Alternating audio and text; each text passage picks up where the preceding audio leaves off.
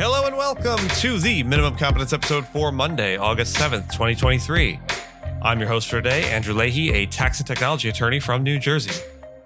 In today's episode, we have personnel shifts at Kirkland, Trump drops Georgia lawsuit and attacks a federal judge, RFK sues YouTube, law firm demand is up, and X is going to pay all the legal bills.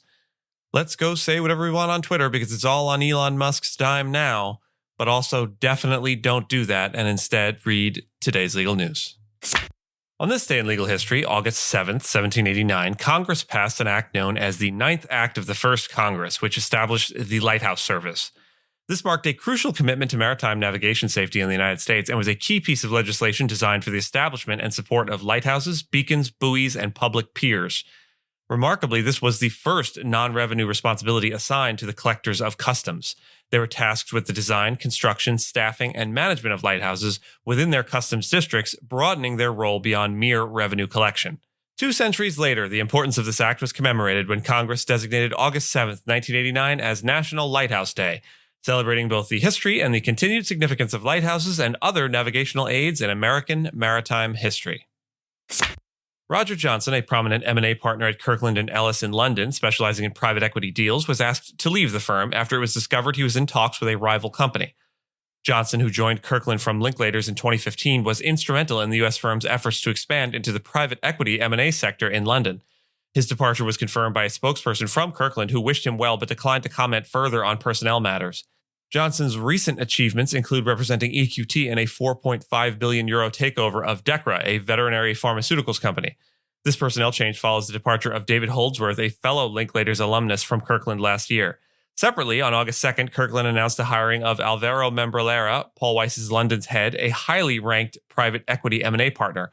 Meanwhile, Kirkland's average equity partner pay reached $7.5 million in 2022, with the firm's revenue rising nearly 8% to $6.5 billion. Donald Trump's lawyers have dropped a lawsuit in Georgia seeking to force a state judge to rule on Trump's request to discard evidence gathered by a special purpose grand jury and to disqualify Fulton County District Attorney Fani Willis from the investigation. This decision came 3 days after the judge denied the request to remove Willis. Though disagreeing with Judge Robert McBurney's ruling, Trump's lawyers stated that they will explore other channels to seek judicial review. Fulton County DA Willis plans to decide this month whether to ask a new grand jury to charge Trump and his associates. The special purpose grand jury Trump is challenging had only an advisory role and could not indict. This legal maneuvering comes as Trump already faces 3 other indictments. Additionally, the Fulton County Sheriff's Office announced they will close streets around the courthouse for 2 weeks starting August 7th as a security measure. Maybe they're just planning to throw a block party. I did everything right and they indicted me.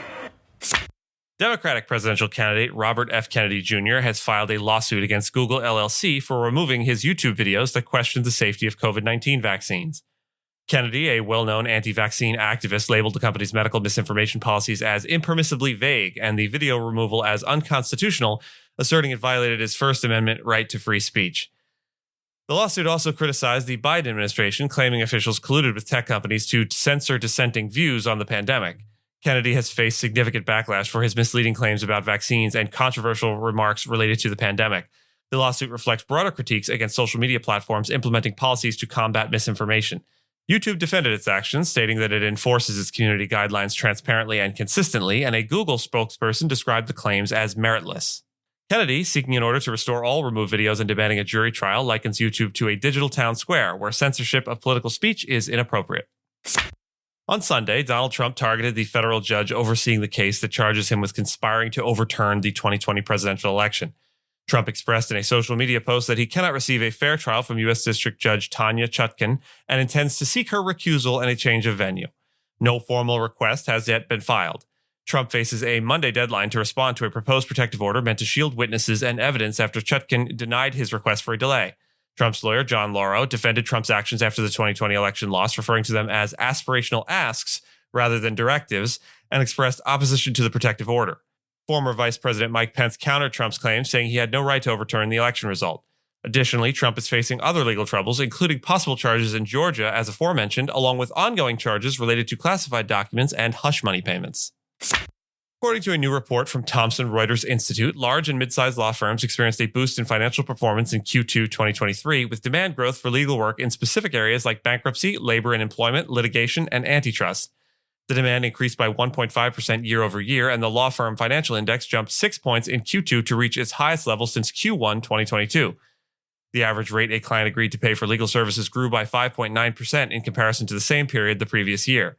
Demand specifically grew for bankruptcy work at a rate of 5.7%, antitrust and regulatory work with 4.6%, and labor and employment work with 2.4%, with litigation climbing by 4% overall. On the other hand, demand for mergers and acquisitions fell by 6%, and real estate demand dropped by 8.4%. The report also highlights differing tactics between midsize and large firms to strengthen profitability, with midsize firms increasing their associate headcount and top 100 firms trimming theirs. While some large U.S. law firms have made layoffs, the industry is not conducting mass layoffs like in the 2008 financial crisis. And speaking of demand for legal services, Elon Musk's social media platform X, formerly known as Twitter, will pay the legal bills for users who have been treated unfairly by employers for posting or liking something on the site. Musk announced this commitment in a post on X stating that there would be no limits to funding the legal bills. He also emphasized that legal action would be extremely loud and that the company would target the boards of directors of offending companies.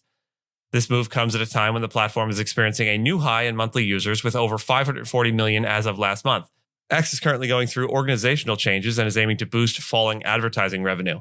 The platform was rebranded from Twitter to X in July, with Musk stating a new focus on building an everything app. However, the platform's cash flow remains negative due to a nearly 50% drop in advertising revenue and a substantial debt load, with an expected upturn in advertising revenue failing to materialize in June. And with that, I thank you so much for listening to Minimum Competence, your daily news podcast for lawyers. If you're looking for more than Minimum Competence, links to further reading on all the topics touched on today are in the show notes. If you have any questions or story suggestions, you can find us on Mastodon on the esq.social instance. I'm at Andrew, and my co-host Gina is at Gina. The views, thoughts, and opinions expressed in this podcast are those of the hosts and do not represent those of any organization we may be affiliated with. Nothing here should be construed as legal advice because it is not legal advice. Reviews go a long way towards helping new listeners to find our show. If you have a moment and can leave a rating or review on your podcast player, we'd appreciate it. And if you know someone that might be interested in a story we cover, consider sending them the episode. Minimum Competence is available at minimumcomp.com and wherever you get your finely crafted podcasts. We'll see you back here tomorrow, and until then, remember, anytime you doubt yourself, find a reflective surface, look the person staring back at you dead in the eyes, and remind yourself that the richest person in the world is a raving dingbat. You can do this.